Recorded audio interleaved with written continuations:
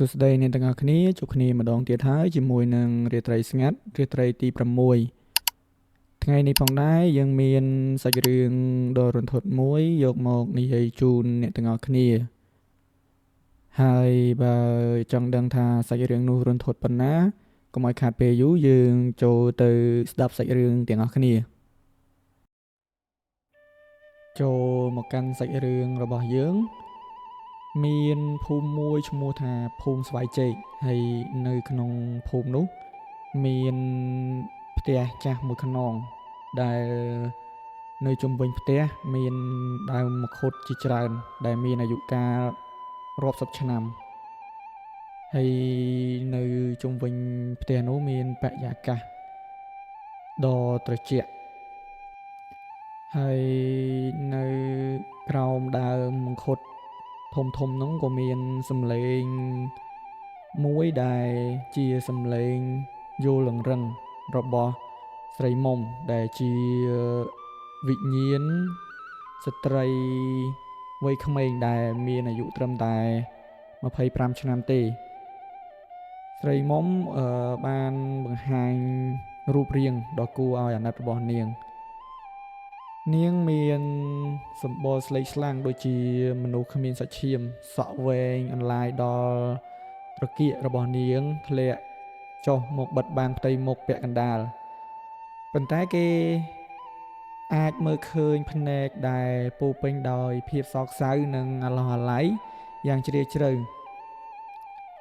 នាងស្លៀកសារ៉ុងចុងក្បិនក្រមៅចាស់ពាក់អាវសស្ដើងដែលហើរតាមខ្យល់តិចមានក្រមាឈៀងស្មាយ៉ាងរៀបរយហាក់បីដូចជានាងនៅមានជីវិតនិងកំពុងតែបំពេកូនជាទីស្រឡាញ់របស់នាងអង្គុយចុះលើដីក្បែរនឹងអង្រឹងរួចប្រើដៃដែលស្គមស្គាំងនិងត្រជាក់ដោយតកករបស់នាងរុញអង្រឹងចុះឡើងសំឡេងច្រៀងបំពេកូនយ៉ាងស្រទន់តែលាក់បាំងដោយភាពរន្ធត់បានបន្លឺឡើងកាត់ភាពស្ងប់ស្ងាត់នៃរាត្រីទឹកដមសំឡេងរបស់នាងគឺចេញពីបេះដូងរបស់ម្ដាយដែលបាត់បង់កូនដ៏ជាទីស្រឡាញ់ប៉ុន្តែក្នុងពេលជាមួយគ្នានេះវាក៏ជាសំឡេងដែលធ្វើឲ្យសត្វបក្សាបក្សីដែលកំពុងដេកលង់លក់ត្រូវភ្ញាក់និងធ្វើឲ្យអ្នកភូមិដែលដើរកាត់ផ្ទះនោះមិនហ៊ានដើរកាត់ទេស្រីមុំនាងមិនបានដឹងទេថានាងបានស្លាប់ទៅហើយនាងដឹងត្រឹមថានាងត្រូវតែនៅទីនេះដើម្បីរងចាំកូនប្រុសរបស់នាងត្រឡប់មកវិញនាងចាំបានថានៅយប់ដ៏សែនត្រជាក់មួយនាងកំពុងតែច្រៀងបំពេកូនឲ្យគេងប៉ុន្តែស្រាប់តែមានពន្លឺពណ៌សមួយបាននាំព្រលឹងរបស់នាងឲ្យលង់លក់ទៅក្នុងសេចក្តីស្លាប់ទាំងមិនអស់ចិត្តទឹកភ្នែកដែលស្រក់ចុះមកលើថ្ពាល់របស់នាងមិនមែនជាទឹកភ្នែកដូចជាមនុស្សយើងធម្មតាទេតែវាគឺជាដំណក់ឈាមដែលបង្ហាញពីការឈឺចាប់ដែលមិនអាចរៀបរាប់បាននៅពេលដែលនាងសម្លឹងមើលទៅក្នុងអង្រឹងដែលទទេស្អាតនាងព្យាយាមស្វែងរកកូនរបស់នាងគ្រប់ទីកន្លែងប៉ុន្តែអ្វីដែលនាងឃើញមានតែភាពងងឹតនិងភាពឯកោដែលគ្មានទីបញ្ចប់នៅក្នុងវិញ្ញាណរបស់នាងនៅតែមានអារម្មណ៍ថាកូនរបស់នាងនៅក្បែរនេះនាងនៅតែឮសំឡេងយំខ្សឹកខ្សួលរបស់កូននាងបន្លឺតាមខ្យល់ការចងចាំចុងក្រោយរបស់នាងមុនពេលដែលនាងបានស្លាប់គឺភាពកក់ក្ដៅនៃរាងកាយកូនដ៏តូចនៅក្នុងដៃរបស់នាងតែពេលនេះមានតែភាពត្រជាក់នៃសេចក្តីស្លាប់និងសេចក្តីនឹកកូនដែលលងបន្លាចនាងជារៀងរាល់យប់ខ្យល់ពេលរាត្រីកាន់តែបក់មកខ្លាំងសំឡេងឆ្កែព្រុស លូយ៉ាងវែងអន្លាយពីចម្ងាយបង្កើតនៅបរិយាកាសកាន់តែគួរឲ្យខ្លាចស្រីមុំនៅតែបន្តយល់អង្រឹងមិនឈប់ភ្នែករបស់នាងបានសម្លឹងទៅកាន់ផ្លូវដែលដើរចូលផ្ទះនាងហាក់ដូចជារងចាំកូនប្រុសរបស់នាងរត់មកអោបអង្អែលនាងមិនព្រមទៅចាប់ជាតិទេដរាបណានាងមិនទាន់បានរកឃើញកូនសម្លាញ់ដែលបាត់បង់ទៅវិញ្ញាណម្ដាយដល់អភ័ព្វរូបនេះនឹងនៅតែវិលវល់នៅក្រោមដើមមង្ឃុតនេះជារៀងរាល់យប់ព្រមជាមួយបទចម្រៀងបំពេដែលអង្រួនបេះដូងអ្នកស្ដាប់ឲ្យខ្លាចនិងអាណិតនាងផងដែរអ្នកភូមិដែលរស់នៅក្បែរនោះតែងតែបិទទ្វារផ្ទះចិត្តតាំងពីប្រលប់ព្រោះពួកគេដឹងច្បាស់ថានៅពេលដែលសំឡេងអង្រឹងឮឡើងនោះគឺជាសញ្ញាថាវិញ្ញាណស្រីមុំបានបង្ហាញខ្លួនហើយគ្មានអ្នកណាហ៊ានដើរកាត់ដើមមង្ឃុតនោះទេព្រោះពួកគេខ្លាចនឹងត្រូវជួបភ្នែកដ៏អាតកំបាំងនិងសំឡេងបំពេដែលអូសបន្លាយមិនចេះចប់មិនចេះហើយរឿងរ៉ាវរបស់នាងបានខ្លាចជាអាចកំបាំងដែលមិនទាន់មានអ្នកណាអាចបកស្រាយបានទេហើយសេចក្តីស្លាប់របស់នាងក៏នៅតែជារឿងដ៏សោកសៅនិងរន្ធត់បំផុតក្នុងប្រវត្តិសាស្ត្រនៃភូមិស្វាយជ័យយប់នេះក៏មិនខុសពីយប់មុនដែរស្រីមុំតែងតែយល់អង្រឹងដោយក្តីសង្ឃឹមនឹងមានថ្ងៃណាមួយកូនរបស់នាងនឹងត្រឡប់មករកនាងវិញនៅក្នុងអង្រឹងដែលនាងបានយល់សំឡេងអង្រឹងដែលធ្វើពីឈើចាស់ចាស់លាន់ឮសូរយ៉ាងមានចង្វាក់ស្របទៅនឹងសំឡេងខ្យល់រំភើយដែលបក់កាត់មេឃមង្ឃុតធំធំបង្កើតបានជាបរិយាកាសមួយដ៏ព្រឺសម្បុរនិងសោកសៅក្រៃលែងវិញ្ញាណស្រីមុំអង្គុយក្នុងសភាពធីងធងភ្នែកទាំងគូដែលធ្លាប់តែភ្លឺថ្លាឥឡូវនេះភ្នែករបស់នាងប្រែជាស្លក់ជ្រៅនិងពោពេញទៅដោយវិបត្តិដែលមិនអាចរៀបរាប់បាននាងសម្លឹងទៅក្នុងផ្ទៃអង្រឹងគឺទទេប៉ុន្តែក្នុងចិត្តរបស់នាងវិញនៅតែវិលវល់នាងនៅតែមានអារម្មណ៍ថាមានទារកតូចម្នាក់កំពុងដេកកម្រើកជើងកម្រើកដៃយ៉ាងគួរឲ្យស្រឡាញ់នៅក្នុងអង្រឹងនោះក្នុងខណៈដែលមានភាពស្ងប់ស្ងាត់កំពុងតែគ្របដណ្ដប់លើភូមិស្វាយជ័យទាំងមូលបរិះវ័យក្មេងម្នាក់ឈ្មោះប៊ុនណាតដែលទើបតែត្រឡប់មកពីមើលការខុសត្រូវស្រែចម្ការនៅចុងភូមិបានដើរដោយបង្ខំជើងកាត់តាមផ្លូវលំដែលនៅក្បែររបងវត្តចាស់មួយគេមិនមែនជាអ្នកភូមិនៅទីនេះតាំងពីដើមឡើយដូច្នេះគេមិនសូវបានដឹងរឿងរ៉ាវអាចកំបាំងដែលអ្នកស្រុកគ្រប់គ្នាភ័យខ្លាចនេះទេនៅពេលដែលគេដើរមកដល់ក្រោមដើមមង្ឃុតដ៏ធំនោះប៊ុនណាតស្រាប់តែមានអារម្មណ៍ថាខ្យល់នៅជុំវិញខ្លួនរបស់គេពីហាក់ដូចជាត្រជាក់ខុសធម្មតាគេឈប់ដើរហើយព្យាយាមសម្លឹងមើលទៅក្នុងភាពងឹតស្លុបពន្លឺព្រះច័ន្ទដែលចាំងកាត់មេឃមង្ឃុតបានជួយឲ្យគេមើលឃើញរូបរាងស្ត្រីម្នាក់អង្គុយយល់អង្រឹងនៅក្រោមដើមមង្ឃុតនោះប៊ុនណាតឃើញហើយក៏ឆ្ងល់ហើយគាត់បានស្រែកសួរថា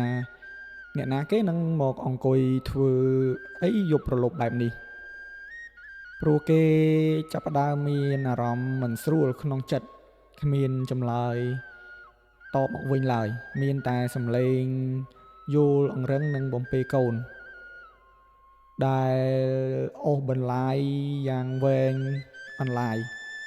ប៊ុនណាតដើរចូលទៅចិត្តបន្តិចដោយក្តីចង់ដឹងចង់ឃើញរបស់គាត់ គាត់បានឃើញស្មាដ៏តូចរបស់នាងញ័រទៅត្រឹកហាក់ដូចជានាងកំពុងយំខ្សឹកខ្សួលយ៉ាងខ្លាំងនៅពេលដែលគេនៅចម្ងាយត្រឹមតែ5ជំហានពីអង្រឹងស្រីមុំក៏ឈប់យល់ភ្លាមពិភពលោកទាំងមូលហាក់ដូចជាឈប់វិលក្នុងទីដ៏ស្ងប់ស្ងាត់នោះអញ្ចឹង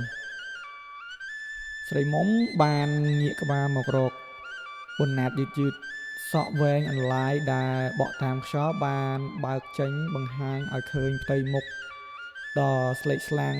របស់ស្រីមុំភ្នែករបស់នាងក្រហមឆ្អៅដូចឈាមហើយទឹកភ្នែកខ្មៅស្រអាប់ហូរស្រក់ចុះមកលើថ្ពាល់ដែលគ្មានសាច់ឈាមរបស់នាងប៊ុនណាតឃើញហើយគាត់បានភ័យជាខ្លាំងស្ទើរតែលែងមានព្រលឹងនៅក្នុងខ្លួនគាត់ចង់រត់ចេញពីទីនោះប៉ុន្តែជើងរបស់គាត់ហាក់ដូចជាត្រូវមានអីម្យ៉ាងមកចាប់ជាប់អញ្ចឹងស្រីមុំក្រោកឈរឡើងទាំងរូបរាងរបស់នាងខ្ពស់ខុសពីធម្មតាហើយនាងបានចាប់ផ្ដើមបោះជំហានយឺតឆ្ពោះទៅរកបណ្ណាតក្លិនក្រអូបនៃផ្កាម្លិះដែលពីមុនឥឡូវប្រែជាក្លិនស្អុយដូចជាសាកសពដែលរលួយយូរថ្ងៃហើយស្រីមុំបានសួរដោយសំឡេងរអាក់រអួលទៅប៊ុនណាតនាងបានសួរថាតើមានឃើញកូនរបស់ខ្ញុំទេតើកូនខ្ញុំនៅឯណាដៃដែលស្គមស្គាំងរបស់នាងលើកឡើងមកម្រាមដៃវែងស្រួចហាក់ដូចជាចង់ចាប់កាន់ស្មាប៊ុនណាតតែប៊ុនណាតព្យាយាមដកដង្ហើមធំគេឃើញស្រមោលអាប់ខ្មៅចាប់ផ្ដើមអណ្ដែតចេញពីក្រោមជើងរបស់ស្រីមុំព័ទ្ធជុំវិញខ្លួនគេជាសំណាញ់នៅក្បែរអង្រឹងឈើនោះស្រាប់តែមានសំឡេងក្មេងយំតិចបន្លឺឡើងនៅក្នុងអង្រឹងធ្វើឲ្យបរិយាកាសកាន់តែរន្ធត់ទ្វេដងស្រីមុំសម្លឹងមើលទៅដីរួចក៏លេចមើលភ្នែកប៊ុនណាតវិញដោយទឹកមុខអង្វរលាយឡំដោយភាពកាចសាហាវនាងហាក់ដូចជាចង់ប្រាប់គេនៅរឿងរ៉ាវអ្វីម្យ៉ាងដែលបានកប់ទុកជាមួយនឹងសាកសពរបស់នាងនៅក្រោមដើមមង្ឃុតនោះខណៈដែលពន្លឺព្រះច័ន្ទចាប់ផ្ដើមបិទបាំងដោយពពកខ្មៅងងឹតស្របពេលដែលសម្រែកក្មេងយំពីក្នុងអង្រឹងកាន់តែខ្លាំងឡើងរហូតធ្វើឲ្យដីនៅក្បែរជើងអង្រឹងចាប់ផ្ដើមប្រេះស្រាំប៊ុនណាតឈរថ្មឹងខ្លួនប្រានគេត្រជាក់ដូចតកកខណៈដែលស្រមោលអាប់ខ្មៅងងឹតនោះបានរឹតបន្តឹង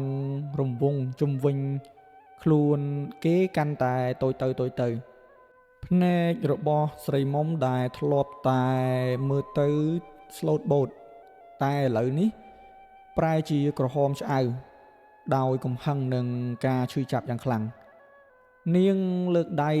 ដ៏ស្គមស្គាំងដែលមើលទៅគួរឲ្យខ្លាចនោះចង្អុលទៅកាន់ស្នាមប្រេះនៅលើដីដែលកំពុងតែហុយផ្សែងខ្មៅចេញមករួចបន្លឺសំឡេងខ្សឹកខ្សៀវដែលលាន់ឮរំពងពេញក្នុងត្រចៀករបស់ប៊ុនណាតថាជួយកូនយើងផងកូនយើងរងាណាស់គេដុតរុងភ្នែកយើងគេយកកូនយើងទៅរំពេចនោះរូបភាពអតីតកាលមួយបានផុសឡើងក្នុងខួរក្បាលរបស់ប៊ុនណាតយ៉ាងច្បាស់ដូចជាគេកំពុងមើលឃើញរឿងរ៉ាវដែលបានកើតឡើងកាលពីច្រើនឆ្នាំមុនដោយផ្ទាល់ភ្នែករបស់គេអញ្ចឹងគេបានឃើញស្រីមុំក្នុងសម្លៀកបំពាក់សារុងចងក្បិនពណ៌ក្រមៅអាវសស្ដើងដែលទឹកជោកដោយទឹកភ្លៀងកំពុងបីកូនតូចរត់កាត់ហ្វូងព្យុះផ្គររន្ទះយ៉ាងសន្ធោសន្ធៅនាងហាក់ដូចជាកំពុងរត់គេចពីស្រមោលមនុស្សម្នាក់ដែល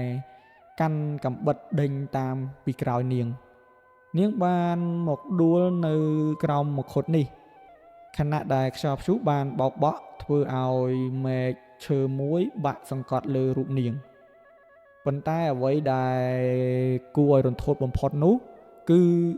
ស្រមោលខ្មៅដែលដេញតាមនាងនោះមិនបានជួយនាងឡើយគេត្រឡប់ជាសោចចំអករួចកប់នាងនិងកូនទាំងរស់នៅកន្លែងនេះឈាមក្រហមច្រាលបានហូរដាបពេញដីតែដៃរបស់នាងនៅតែបន្តយល់អង្រឹងដែលធ្វើអំពីឈើចាស់ចាស់និងច្រៀងបំពេកូនរហូតដល់ដង្ហើមចុងក្រោយដែលត្រូវបានបិទជិតដោយដីដែលធ្វើឲ្យនាងដកដង្ហើមមិនរួចត្រឡប់មកកាន់ការពិតវិញប៊ុនណាតមានអារម្មណ៍ថាជើងរបស់គាត់លែងជារបស់គាត់ទៀតហើយវិញ្ញាណរបស់ស្រីមុំបានទាញទម្លាក់គាត់ឲ្យលុតជង្គង់ចុះនៅមុខរណ្ដៅដែលកំពុងហើបមាត់ធំធំម្រាមដៃដ៏វែងរបស់នាងបានចាប់អឹបនឹងក្បាលរបស់គាត់ធ្វើឲ្យប៊ុនណាតដកដង្ហើមស្ទើរតែមិនរួចភ្នែករបស់គេឡើងស្លក់សម្រែកយំរបស់ក្មេងកាន់តែខ្លាំងឡើងហាក់ដូចជាកំពុងស្ថិតនៅក្រោមបាតជើងរបស់ប៊ុនណាតអញ្ចឹងភ្នែករបស់ប៊ុនណាតសម្លឹងមើលទៅក្នុងរណ្ដៅងងឹតនោះគេឃើញកំទេចសារ៉ុងចាស់និងក្បាលឆ្អឹងតូចមួយចំនួនដែលចាប់ផ្ដើមលេចចេញពីក្រោមស្រទាប់ដីនៃដើមមង្ឃុត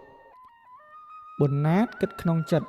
ថាហេតុអ្វីបានជាគ្មានអ្នកណាដឹងរឿងនេះហេតុអ្វីក៏សាហាវយងខ្នងម្លេះស្រីមុំមិនឆ្លើយជាពាក្យសម្ដីឡើយតែទឹកភ្នែកឈាមបានហូរស្រក់ចេញពីភ្នែកដែលគ្មានប្រស័យភ្នែករបស់នាងធ្លាក់មកលើខ្នងដៃរបស់ប៊ុនណាតធ្វើឲ្យគេមានអារម្មណ៍ក្រហាយដូចត្រូវភ្លើងឆេះនាងចង់ឲ្យគេកកាយដីនោះនាងចង់ឲ្យគេដោះលែងវិញ្ញាណកូនរបស់នាងចេញពីទីកន្លែងនេះនិងងងឹតដែលពោពេញដោយគំនុំប៉ុន្តែនៅពេលដែលប៊ុនណាតរៀបនឹងលូកដៃទៅប៉ះដីនោះស្រាប់តែមានសំឡេងសើចកាយមួយទៀតដែលគួរឲ្យខ្ពើមរអើមបន្លឺឡើងពីលើចុងមែកមង្ឃុតវាមិនមែនជាសំឡេងរបស់ស្រីមុំទេប៉ុន្តែជាសំឡេងវិញ្ញាណអាក្រក់ម្យ៉ាងដែលមានរូបរាងខ្មៅធំកំពុងអង្គុយយាមកាមសាកសពទាំងនេះមិនឲ្យទៅណារួចស្រីមុំស្រាប់តែងើបក្បាលឡើងសម្លឹងទៅលើមែកឈើទាំងទឹកមុខរបស់នាងប្រែជាកាចសាហាវខ្លាំងជាងមុន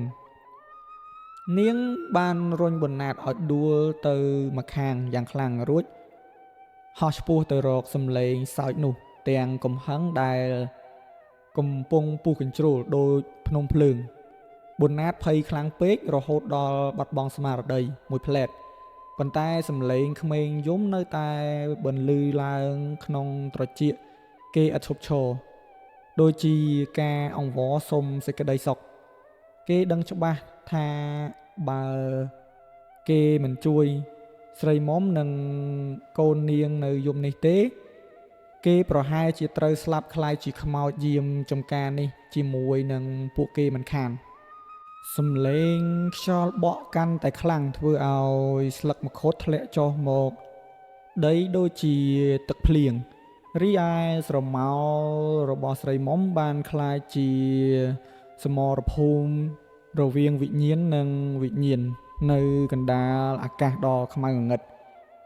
ប៊ុនណាតព្យាយាមក្រោកឈរទាំងជើងញ័រតែដៃរបស់គេស្រាប់តែប៉ះនឹងវត្ថុរឹងមួយយ៉ាងដែលកប់នៅក្នុងដីក្បែរឆ្អឹងនោះដែលមើលទៅដូចជាដងកាំបិតបុរាណមួយដែលមានស្នាមឈាមក្រៀមជាប់ជាច្រើនឆ្នាំអាចកំបាំងដែលនៃការស្លាប់របស់ នាងមិនមែនគ្រាន់តែជាគ្រោះថ្នាក់ដោយសារមែកឈើបាក់សង្កត់នាងឡើយប៉ុន្តែវាមានជាប់ពាក់ព័ន្ធនឹងអំពើឃាតកម្មនិងមន្តអាគមខ្មៅងងឹតដែលត្រូវបានគេបិទបាំងទុកយ៉ាងជិតប៊ុនណាតចាប់ផ្ដើមដកដងកំបិតនោះរួចក្រឡេកមើលទៅការតស៊ូរបស់ស្រីមុំទាំងដឹងថានេះគឺជាវត្ថុតាងតែមួយគត់ដែលអាចដោះស្រាយរឿងរ៉ាវទាំងអស់បានភាពត្រជាក់ចេញពីដងកំបិតបុរាណបានជ្រាបចូលទៅក្នុងសរសៃឈាមរបស់ប៊ុនណាតធ្វើឲ្យរាងកាយទាំងមូលប្រែជាស្ពឹកស្រពន់ដូចត្រូវមន្តអាគមនៅកណ្ដាលភាពស្ងប់ស្ងាត់នៃរាត្រីខ្យល់បក់បោកមកយ៉ាងខ្លាំងធ្វើឲ្យស្លឹកមង្ឃុតចាស់ចាស់រុះរើធ្លាក់ចុះមកដូចជាមេអំបៅខ្មៅងងឹតដែលកំពុងហោះហើរជុំវិញសពប៊ុនណាតបានឃើញពន្លឺពណ៌បៃតងខ្ចីចាំងចេញពីយ័ន្តដែលចារលើដងកំបិតនោះវាគឺជាមន្តអាគមសង្កត់វិញ្ញាណដ៏សាហាវឃោរឃៅបំផុតដែលគេធ្លាប់តែឮក្នុងរឿងនិទានបុរាណកាលពីដើមស្រីមុំដែលស្ថិតក្នុងសភាពជាវិញ្ញាណដ៏គួរឲ្យអាណិតបានត្រដរខ្យល់យ៉ាងខ្លាំងហាក់ដូចជាមានចំណងដែលមើលទៅយើងមើលមិនឃើញកំពុងរឹតនាងកាន់តែខ្លាំងទៅនៅពេលដែលប៊ុនណាតចាប់ផ្ដើមប៉ះពាល់ដល់វត្ថុចង្រៃដែលបង្កប់នៅបណ្ដាសានេះភ្នែករបស់ស្រីមុំដែលធ្លាប់តែស្លូតបូតកាលពីនៅរស់ឥឡូវនេះបានប្រែជាក្រហមច្រាលដោយកំហឹងនិងសេចក្តីឈឺចាប់ដែលបន្សល់ទុកអស់រាប់សិបឆ្នាំក្នុងដីដ៏ជ្រៅគេមានអារម្មណ៍ថាដីនៅក្រោមជើងរបស់គេចាប់ផ្ដើមប្រេះស្រាំជាជួរហើយក្លិនឆ្អាបនៃឈាមស្រស់បានភាយឡើងមកបំពុលបរិយាកាសជុំវិញឲ្យកាន់តែអាប់អួររូបភាពក្នុងអតីតកាលដែលលេចឡើងក្នុងចិត្តរបស់ប៊ុនណាតម្ដងទៀតយ៉ាងច្បាស់ក្រឡែតគេបានឃើញបុរសម្នាក់ដែលមានទឹកមុខអាក្រក់ពាក់អាវយ័ន្តពណ៌ក្រហមឈរមើលស្រីមុំដែលកំពុងដេកស្លាប់ក្នុងថ្លុកឈាមក្រោមដើមមង្ឃុតដោយស្នាមញញឹមដ៏ព្រឺព្រួចបុរសនោះមិនមែនជាអ្នកដតីឆ្ងាយឡើយគឺជាគ្រូធ្មប់ប្រចាំភូមិដែលអ្នករាល់គ្នាធ្លាប់គោរពកោតខ្លាចកាលពីជំនាន់មុនប៊ុនណា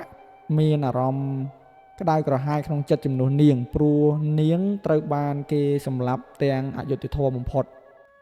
ហើយត្រូវបានគេចងប្រលឹងមិនអោយទៅណាឆ្ងាយពីកន្លែងកើតហេតុនេះទៀតក្នុងខណៈនោះវិញ្ញាណរបស់ស្រីមុំបានបន្លឺសំឡេងយំបំពេដែលប្រែពីសំឡេងក្តីអាណិតអាសូរមកជាសំឡេងបញ្ជាដ៏មានអំណាចនិងរន្ធត់មួយនាងចង្អុលទៅកាន់ដីខាងក្រោមដើមឈើដែលមានឫសធំរុំព័ទ្ធគ្នាដូចជាសត្វពស់អាណាខុនដាប៊ុនណាតដឹងភ្លាមថាមានអ្វីម្យ៉ាងទៀតដែលត្រូវបានគេខប់លាក់ទុកនៅទីនោះក្រៅពីដងកំបិតដ៏ចម្លែកនេះដៃរបស់គេដែលកំពុងកាន់ដងកំបិតចាប់ផ្ដើមញ័រទៅត្រឹកដោយសារកម្លាំងបោកបក់នៃមន្តអាគមងងឹតដែលព្យាយាមរុញច្រានរូបគេចេញពីទីនោះប៉ុន្តែដោយក្តីអាណិតអាសូរចំពោះម្ដាយដែលស្លាប់ទាំងអាឡោះអាល័យនិងចង់ដឹងការពិតដែរប៊ុនណាតបានសម្រេចចិត្តប្រើកម្លាំងបាយទាំងអស់ដែលមាននៅក្នុងខ្លួនទាញដងកំបិតនោះឡើងពីក្នុងដីដោយភាពក្លាហានឈាមដែលក្រៀមស្ងួតនៅលើដែកបានចាប់ផ្ដើមរលាយคล้ายជាវត្ថុរាវពណ៌ក្រហមស្រស់រួចហូរស្រក់ចុះមកលើដីហាក់ដូចជាដីនោះកំពុងយំយ៉ែកចេញ ឈាមដោយការឈឺចាប់ខ្លាំងបំផុតស្រមោលខ្មៅងងឹតដែលនៅជុំវិញដើមមង្ឃុតចាប់ផ្ដើមប្រមូលផ្ដុំគ្នាជារូបរាងមនុស្សធំម្នាក់ដែលមានភ្នែកឡើងបាយព្យាយាមស្ទុះមកដណ្ដើមកំបិតពីដៃប៊ុនណាតវាគឺជាវិញ្ញាណយាមកាមដែលគ្រូធ្មប់បានដាក់មុនឲ្យនៅការពារអាចកំបាំងដ៏អាក្រក់នេះប៊ុនណាតក្រវីកំបិតនោះទៅកណ្ដាលអាកាសដោយភ័យផងហ៊ានផងស្រាប់តែមានពន្លឺពណ៌មាសជះចេញពីអក្ខរាយ័ន្តធ្វើឲ្យវិញ្ញាណអាក្រក់នោះខ្ទាតចេញទៅឆ្ងាយបាត់ក្នុងភាពងងឹតស្រីមុំបានឆ្លៀតឱកាសដ៏មានតម្លៃនេះហោះចូលមកក្បែរប៊ុនណាតរួចខ្សឹបដាក់ត្រចៀកគេដោយសំឡេងខ្សៅថារកក្បាលកំបិតឲ្យឃើញនឹងទើបអាចឲ្យខ្ញុំទៅរកកូនសម្លាញ់ខ្ញុំបានប៊ុនណាតសម្លឹងមើលដងកំបិតដែលគ្មានផ្លែក្នុងដៃរួចក្រឡេកមើលទៅក្នុងរណ្ដៅដីដែលទើបតែរហែកចេញគេឃើញមានកំប៉ុងដែកតូចមួយដែលរុំដោយក្រណាត់សាក់យ័ន្តពណ៌ខ្មៅ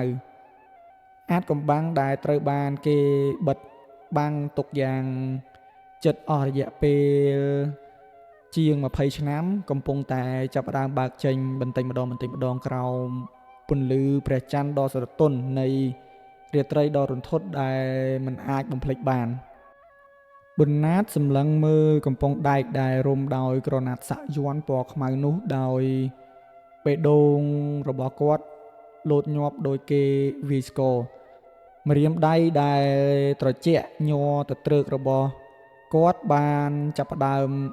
ស្រាយចំណងក្រណាត់យ័ន្តនោះយ៉ាងប្រុងប្រយ័ត្នបំផុតហាក់ដូចបីជាខ្លាចក្រែងមានបណ្ដាសាអ្វីដែលបង្កប់នៅខាងក្នុងនៅពេលដែលគាត់ស្រាយក្រណាត់នោះបើកចេញមកក្លិនស្អុយឆ្អេះនៃឈាមដែលស្ងួតរាប់សិបឆ្នាំបានភាយចេញមកភ្លាមធ្វើឲ្យគេត្រូវខ្ទប់ច្រមុះទាំងអារម្មណ៍ចង់ក្អួតជាខ្លាំងនៅខាងក្នុងកំប៉ុងនោះគឺពិតជាមានផ្លែកំបិតដែកដែលច្រេះស៊ីឡើងក្រហមច្រាលវាមានសន្តានវែកបន្តិចនិងមានស្នាមឆ្លាក់អក្សរមុនអាគមបុរាណដែលមើលទៅគួរឲ្យខ្លាចក្បែរផ្លែកំបិតនោះក៏មានខ្សែដំរីតូចមួយដែលធ្វើពីប្រាក់និងកេសរផ្កាម្លិះដែលប្រែជាពណ៌ខ្មៅក្រៀមក្រំដែលវាគឺជាវត្ថុចុងក្រោយដែលកូនរបស់ស្រីមុំបានពាក់ជាប់នឹងខ្លួនមុនពេលបាត់បង់ជីវិតស្រីមុំដែលឈរនៅក្បែរនោះស្រាប់តែបញ្ចេញសំឡេងឈឺចាប់យ៉ាងខ្លាំងនាងហាក់បីដូចជាត្រូវបានឆក់ដោយកម្លាំងអាគមអ្វីម្យ៉ាងដែលចេញពីផ្លែកំបិតនោះនេះហើយជាអ្វីដែលគេប្រើដើម្បីផ្ដាច់ខ្សែជីវិតខ្ញុំនិងបំបែកខ្ញុំពីកូនសម្លាញ់ខ្ញុំស្រីមុំនិយាយទាំងទឹកភ្នែកហូរស្រក់កាត់ផែនថ្ពាល់ដ៏ស្លេកស្លាំងគួរអាណិតសំឡេងរបស់នាងលែងទន់ភ្លន់ដូចមុនទៀតហើយប៉ុន្តែវាពោពេញដោយកំហឹងនិងភាពឈឺចាប់ដែលត្រូវបានគេបង្ខាំងទុកអស់រយៈពេលជាង20ឆ្នាំភ្លាមនោះរូបភាពអតីតកាលដ៏ខ្មៅងងឹតបានផុសឡើងក្នុងខួរក្បាលរបស់ប៊ុនណាតដូចជាមាននរណាម្នាក់យកមកបញ្ចាំងឲ្យគេមើលឃើញផ្ទាល់ភ្នែកអញ្ចឹងគេឃើញបុរសចំណាស់ម្នាក់ដែល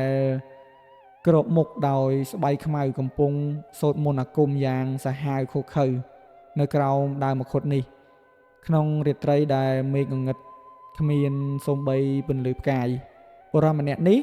បានប្រើផ្លែកំបិតអាគមនេះចាក់ចូលទម្លុះបេះដូងស្រីមុំក្នុងពេលដែលនាងកំពុងបំពេកូនឲ្យគេងលក់ក្នុងអង្រឹងរួច ក៏បានឆក់យកកូនង៉ែតចេញពីដើមទ្រូងម្ដាយទាំងស្រស់ៗដើម្បីយកទៅធ្វើពិធីដ៏យងខ្នងយ៉ាងដែលមិនអាចអត់ឱនឲ្យបានតើអ្នកណាជាអ្នកសម្លាប់អ្នកហើយគេយកកូនអ្នកទៅណាប៊ុនណាតសួរទាំងសំឡេងញ័រ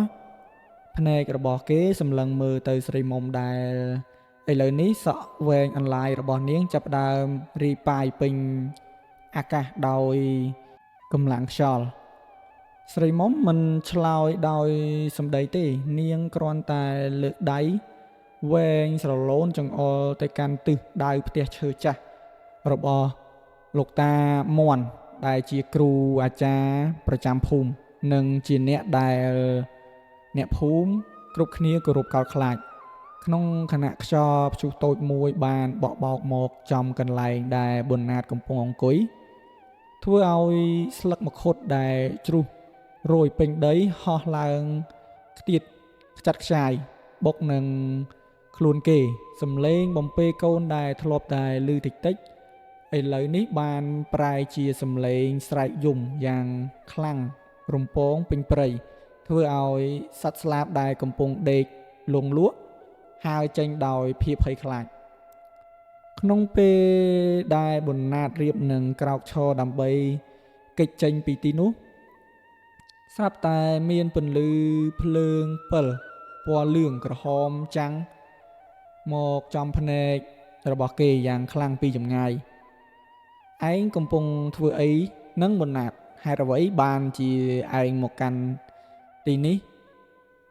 ទាំងយប់អាត្រៀតសំឡេងក្រឡដែលពោពេញដោយអំណាចនោះគឺលោកតាមាន់គាត់ដើរមកចិត្តប៊ុនណាតយឺតក្នុងដៃមានកាន់ដំបងឈើខ្មៅរលោងដែលមានក្បាលជារូបនាគភ្នែកក្រហមទឹកមុខរបស់គាត់ដែលធ្លាប់តែមើលទៅចិត្តបនឥឡូវនេះប្រែជាតឹងតែងនឹងគួរឲ្យខ្លាចបំផុតភ្នែករបស់គាត់សម្លឹងមកលើផ្លែកំបិតក្នុងដៃប៊ុនណាតដោយមិនដាក់ភ្នែកឡើយស្រីមុំបានរលាយបាត់រូបរាងភ្លាមក្នុងភាពងងឹតប៉ុន្តែនៅតែមានអារម្មណ៍ថាមានខ្យល់ត្រជាក់រត់កាត់ខ្នងរបស់គេជានិច្ចហាក់ដូចជា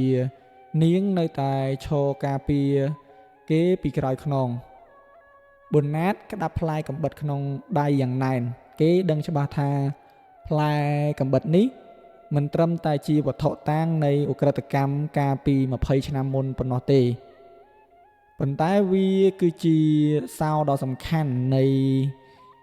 ការរំដោះលែងវិញ្ញាណរបស់ស្រីមុំមានសេរីភាពវិញនិងស្វែងរកកន្លែងដែលសាកសពកូនរបស់នាងបានគេលាក់ទុកដើម្បីបំបិតភ័ស្តុតាងខ្ញុំគ្រាន់តែមកតាមរកការពិតលោកតាប៊ុនណាតឆ្លើយទាំងប្រឹងរក្សាសំឡេងឲ្យនឹងបំផុតលោកតាមាន់សើចតិចក្នុង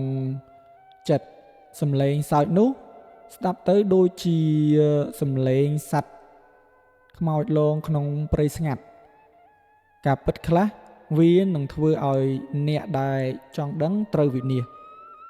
ហុចរបស់ក្នុងដៃឯងមកឲ្យតាវិញភ្លាមបើមិនចង់ឲ្យមានគ្រោះថ្នាក់ដល់ជីវិតទេរាត្រីនេះមិនទាន់បញ្ចប់នៅឡើយទេហើយការប្រឈមមុខដាក់គ្នារវាងការពិតដែលត្រូវបានគេកប់ទុកនឹងអាចកំបាំងដ៏ខ្មៅងងឹតទើបតែចាប់ដើមឡើងក្រោមពន្លឺ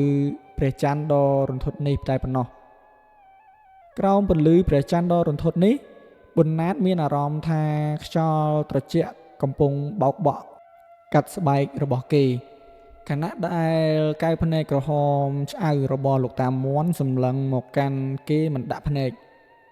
ប៊ុនណាតក្តោបកញ្ចប់ក្រណាត់ពណ៌សដែលប្រឡាក់ដោយឈាមក្រៀមនៅក្នុងដៃយ៉ាងណែនរបស់នេះគឺជាអាវតូចរបស់ទារកដែលបានបាត់បង់ជីវិតទៅជាមួយស្រីមុំហើយវាគឺជាភ័ស្តុតាងដែលបញ្ជាក់យ៉ាងច្បាស់ថាការស្លាប់របស់នាងមិនមែនជាគ្រោះថ្នាក់ធម្មជាតិឡើយលោកតាលោក ជាអ្នកធ្វើវាមែនទេលោកបានសម្លាប់នាងដើម្បីបំបិទមាត់រឿងដីធ្លីនេះប៊ុនណាតសួរដោយសំឡេងញ័រញាស់ប៉ុន្តែពោពេញដោយភាពក្លាហានដែលកើតចេញពីការរកការពិតដែលត្រូវបានគេលាក់បាំងលោកតាមន់មិនឆ្លើយភ្លាមៗទេគាត់បោះចំហៀនយឺតៗចូលមកចិត្តប៊ុនណាតកាន់ឈើច្រត់ដែលមានក្បាលរលាសត្វដែលឆ្លាក់យ៉ាងចម្លែកឯងដឹងច្រើនពេកហើយក្មេងប្រុសស្រីមុំស្លាប់ដោយសារតែនាងចង់ដឹងរឿងដែលមិនគួរដឹងបើសិនជាឯងមិនព្រមប្រគល់អាវនេះមកឲ្យតាវិញទេឯងនឹងក្លាយជាវិញ្ញាណបន្ទាប់ដែលត្រូវយាមដើរមខូតដ៏ត្រជាក់ជារៀងរហូតស្របពេលនោះសំឡេងខ្យល់បោកបក់កាន់តែខ្លាំងរហូតធ្វើឲ្យស្លឹកមខូតដែលក្រាស់ខ្មឹកលាន់ឮសូរដូចជាសំឡេងយំសោករបស់អ្នកដែលត្រូវគេធ្វើទារុណកម្មក្នុងឋាននរកយ៉ាងរន្ធត់បំផុត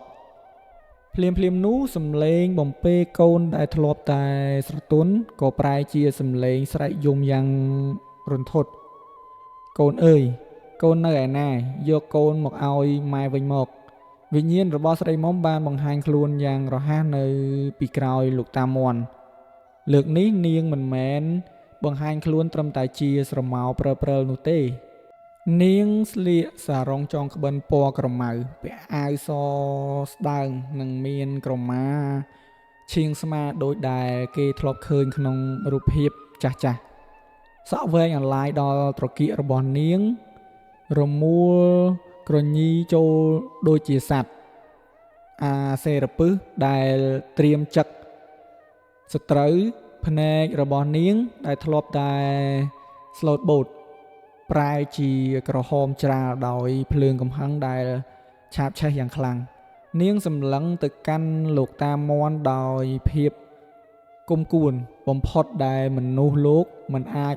ទប់ទល់បានលោកតាមន់ដែលធ្លាប់តែមានអំនួតក៏ចាប់ផ្ដើមថយក្រោយទាំង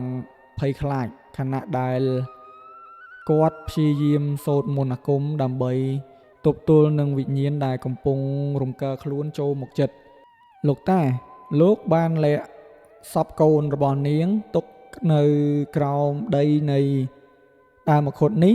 ដើម្បីចងអាគមមិនឲ្យនាងទៅណារួចមែនទេប៊ុនណាតស្រែកសួរខ្លាំងខណៈដែលគេឃើញដីនៅក្បែរគល់ឈើចាប់ផ្ដើម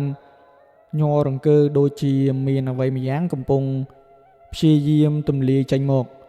ការពិតបានលាតត្រដាងថាលោកតាមន់គឺជាគ្រូអាគមងងឹតដែលបានសម្លាប់ស្រីមុំដើម្បីយកវិញ្ញាណ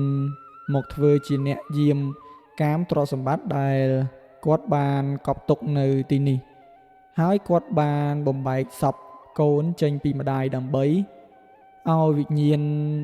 នាងនៅជាប់ជំពាក់ក្នុងលោកនេះជានិរន្តរ៍សំឡេងសូត្រមន្តរបស់តាមន់កាន់តែលឿនប៉ុន្តែអំណាចនៃក្តីស្រឡាញ់របស់ម្ដាយនិងកំហឹងដែលត្រូវបានគេក្បត់បានធ្វើឲ្យវិញ្ញាណរបស់ស្រីមុំកាន់តែមានឥទ្ធិពលខ្លាំងលើលប់នាងលូកដៃដែលស្លេកស្លាំងនិងមានក្រចកវែងខុសពីធម្មតាសំដៅទៅរកកញ្ចឹងករបស់តាមន់យ៉ាងសាហាវប៊ុនណាតភ័យញ័រពេញខ្លួនគេចង់រត់ចេញពីទីនេះប៉ុន្តែជើងរបស់គេហាក់ដូចត្រូវគេចងភ្ជាប់ទៅនឹងដីនៅចំពោះមុខភ្នែករបស់គេការប្រយុទ្ធគ្នារវាងមន្តអាគមខ្មៅដ៏គួរឲ្យខ្លាចនិងវិញ្ញាណដែលឈឺចាប់កំពុងឈានដល់ចំណុចកំពូលនៃការសងសឹកលោកតាមន់ចាប់ផ្ដើមធ្លាក់ឈាមតាមច្រមុះព្រោះมันអាចទប់ទល់នឹងកម្លាំងវិញ្ញាណដែលផ្ទុះឡើងខ្លាំងក្លាបានទេឈប់ទៅស្រីមុំតានឹងដោះលែងឯងគាត់ស្រែកយំអង្វរយ៉ាងវេទនាបំផុតប៉ុន្តែវាហាក់ដូចជាហួសពេលទៅហើយវិញ្ញាណរបស់ស្រីមុំមិនត្រឹមតែចង់បានសេរីភាពនោះទេនាងចង់បានយុត្តិធម៌ចំពោះអ្វីដែលនាងបានបាត់បង់អស់ រយៈពេលជាច្រើនសតវត្សព្រះច័ន្ទដែលធ្លាប់តែភ្លឺច្បាស់ក៏ត្រូវពពកខ្មៅងងឹតបាំងចិត្តបន្សល់ទុកតែភាពងងឹតសូន្យសងនិងសំឡេងសើចលាយឡំនឹងសំឡេងយំដែលធ្វើឲ្យអ្នកដែលបានឮអាចនឹងឈួតវង្វេងបានបណ្ណាតដួលសន្លប់បាត់ស្មារតីទៅលើដីខណៈដែលសំឡេងចុងក្រោយដែលគេឮគឺសំឡេង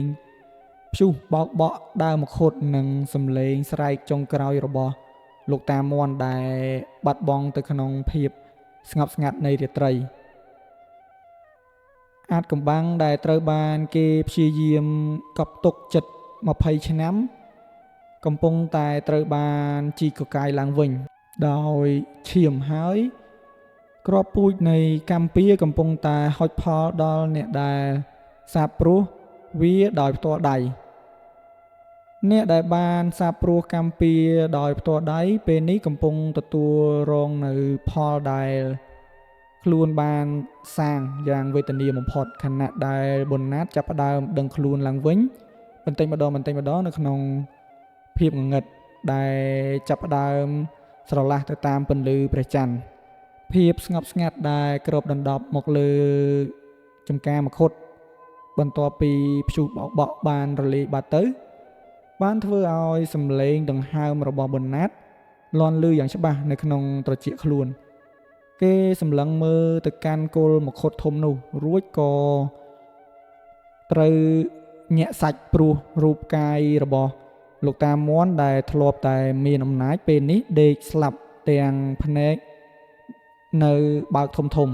បង្ហាញពីភាពតក់ស្លុតជាពន់ពេកមុនពេលដង្ហើមចុងក្រោយត្រូវបានកាត់ផ្ដាច់ដោយកម្លាំងវិញ្ញាណដែលខ្លួនបានសាងកំហុសដាក់នៅពីលើសាកសពនោះវិញ្ញាណរបស់ស្រីមុំ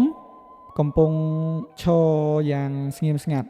នាងមិនបានបាត់បង់ទៅណាឡើយប៉ុន្តែកែវភ្នែកដែលធ្លាប់តែឆេះឆួលដោយភ្លើងកំហឹងក៏ប្រែមកជាទន់ភ្លន់និងពោពេញដោយសេចក្តីអាណិតអាសូរឡើងវិញនាងសម្លឹងចុះមកកាន់បណ្ណាតដែលកំពុងអង្គុយត្រដរលើដីរួចបន្លឺសំឡេងតិចៗដែលហាក់ដូចជាសំឡេងខ្សឹបនៃខ្យល់ថាកូនសម្លាញ់ពេលនេះអ្វីត្រូវបានបញ្ចប់ហើយកម្ពុជាត្រូវបានជំរះហើយការពិតត្រូវបានលាតត្រដាងបណ្ណាតស្រឡាំងកាំងគេមិនយល់ពីអត្ថន័យនៃពាក្យសម្ដីនេះឡើយរហូតដល់ស្រីមុំចាប់ផ្ដើមរៀបរាប់ពីការពិតដែលត្រូវបានកប់ទុកក្នុងដីអស់រយៈពេលជិត20ឆ្នាំនេះកាលនោះលោកតាមាន់គឺជាអ្នកដែលបានប្រើល្បិចបោកប្រាស់និងសម្លាប់នាងដើម្បីយកដីចំការមគ្គុទ្ទនេះខណៈដែលនាងកំពុងបំពេកូនប្រុសតូចរបស់នាងក្នុងអង្រឹងនាងរៀបរាប់ទាំងទឹកភ្នែកហូរស្រក់ថាកូនប្រុសរបស់នាងត្រូវបានលោកតាមាន់យកទៅបោះចោលនៅមុខខ្លោងទ្វារវត្តមួយនាពេលយប់ស្ងាត់ដើម្បីបំបត្តិភស្តុតាងនៃឧក្រិដ្ឋកម្មបណ្ណាតមានអារម្មណ៍ថាដូចជាមានរន្ទះបាញ់ចំកណ្ដាលទ្រូងខណៈដែលគេនឹកឃើញដល់សម្ដីលោកតាស្មូតដែលធ្លាប់ប្រាប់គេថាគេគឺជាក្មេងដែលត្រូវបានគេយកមកបោះបង់ចោលនៅមុខវត្តកាលពី20ឆ្នាំមុនជាមួយនឹងខ្សែករូបព្រះតូចមួយដែលជាប់នឹងខ្លួនបណ្ណាតលើកដៃស្ទាបខ្សែករូបព្រះពុទ្ធដែលគេតែងតែពាក់ជាប់នឹងខ្លួនជានិច្ចរួចសម្លឹងទៅកាន់វិញ្ញាណស្រីមុំទាំងទឹកភ្នែកហូរស្រក់ចុះមកដោយមិនដឹងខ្លួនស្រីមុំញញឹមទាំងទឹកភ្នែកនាងហោះចុះមកជិតបណ្ណាតរួចយកដៃដ៏ត្រជាក់របស់នាងមកប៉ះអង្អែលថ្ពាល់របស់បណ្ណាតថ្នមដោយក្តីស្រឡាញ់ម៉ែចាំកូនអស់រយៈពេល20ឆ្នាំហើយចាំទាំងទុក្ខវេទនាចាំទាំងការឈឺចាប់និងសេចក្តីនឹករលឹកប៉ុន្តែពេលនេះម៉ែបានឃើញកូនធំដឹងក្តីនិងមានជីវិតល្អម៉ែអស់ចិត្តហើយសំឡេងបំពេកូនដែលធ្លាប់តែ គួរឲ្យខ្លាចក៏ប្រែជាសំឡេងដ៏ពីរោះរណ្ដំដែលធ្វើឲ្យបេះដូងប៊ុនណាតមានភាពកក់ក្ដៅជាលើកដំបូងក្នុងជីវិតរូបកាយស្លេកស្លាំងរបស់ស្រីមុំចាប់ផ្ដើមប្រែជាមានពន្លឺព្រិលបន្តិចម្ដងខណៈដែលនាងសម្លឹងមើលកូនប្រុសជាលើកចុងក្រោយនាងបានរលាយបាត់ទៅក្នុងអាកាសធាតុដ៏ស្រស់បំព្រងនៃព្រឹកព្រលឹមដែលជិតមកដល់បន្សល់ទុកតែភាពស្ងប់ស្ងាត់និងក្លិនផ្កាម្ឃុតដែលក្រអូបសាយភាពេញចំការដើម្បីជាការលាគ្នាប៊ុនណាតក្រោកឈរឡើងទាំងអារម្មណ៍តក់ស្លុតលាយឡំនឹងការលួងលោមយ៉ាងចម្លែកអាចកំបាំងដែលត្រូវបានគេព្យាយាមកប់ទុកចិត្ត20ឆ្នាំត្រូវបានបង្ហាញឲ្យឃើញពន្លឺហើយវិញ្ញាណដែលធ្លាប់តែវិលវល់ក្នុងភាពអាឡោះអាល័យក៏បានរកឃើញផ្លូវទៅកាន់សុគតិភពវិញគេដើរចេញពីចំការមឃុតនោះទាំងដឹងខ្លួនថាខ្លួនមិនមែនជាក្មេងកំព្រាដែលគ្មានប្រភពដើមទៀតឡើយទោះបីជាម្ដាយរបស់គេគឺជាវិញ្ញាណដែលស្លាប់យ៉ាងអយុត្តិធម៌ប៉ុន្តែសេចក្តីស្រឡាញ់ដែលម្ដាយមានចំពោះគេគឺជារឿងពិតដែលសូម្បីតែសេចក្តីស្លាប់ក៏មិនអាចកាត់ផ្ដាច់បានដែរថ្ងៃថ្មីចាប់ផ្ដើមរះឡើងពីលើជើងមេឃនាំមកនៅសន្តិភាពដល់ភូមិឋាននិងដល់វិញ្ញាណដែលធ្លាប់តែយំសោកបំពេកូននៅក្រោមដើមមឃុតនាពេលរាត្រីរឿងរ៉ាវដ៏រន្ធត់បានคล้ายជាវីរភាពនៃសេចក្តីស្រឡាញ់ដែលមិនអាចចេះរីងស្ងួតហើយសំឡេងបំពេកូននោះនឹងមិនត្រូវបានឮក្នុងភាពភ័យខ្លាចទៀតឡើយគឺមានតែនៅក្នុងការចងចាំដ៏ផ្អែមល្ហែមនិងការដឹងគុណរបស់កូនប្រុសម្នាក់ដែលបានជួបម្ដាយជាលើកចុងក្រោយសន្តិភាពបានត្រឡប់មកវិញព្រមជាមួយការពិតដែលមិនអាចប្រកែកបានថាកម្ពីតែងតែមានពិតហើយសេចក្តីស្រឡាញ់ពិតជាមានអំណាចលើសអ្វីៗទាំងអស់ជាចុងក្រោយខ្ញុំបាទក៏សូមអរគុណដល់អ្នកទាំងអស់គ្នាដែលបានចំណាយពេលស្ដាប់រឿងរ៉ាវដ៏រន្ធត់និងកំសត់របស់ស្រីមុំហើយក៏សូមពឹងបងប្អូនរឿងមួយជួយ Subscribe Like និង Comment ម្នាក់មួយផងទុកជាកម្លាំងចិត្តហើយក៏សូមអរគុណក៏សូមជម្រាបលា